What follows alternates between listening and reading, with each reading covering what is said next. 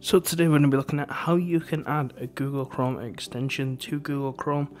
Google Chrome extensions are very useful tools, little plugins that can do many different things depending on what you want to do. You can manage passwords, you can use Grammarly through them, you can even use things such as VPNs, voucher servers, and other such useful tools. So what we're going to want to do is first we're going to want to type in Chrome extension store. Just going to search that on Google, and what you're looking for is the Chrome Web Store.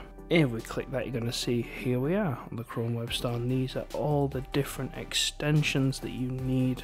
So you're going to see here that there are loads of different extensions, some recommended for you based on other things you've looked at, and you can see all sorts of different tools that you can pick. So we're just going to install, for the sake of this video, we're just going to install Google Translate. All you do is click Add to Chrome.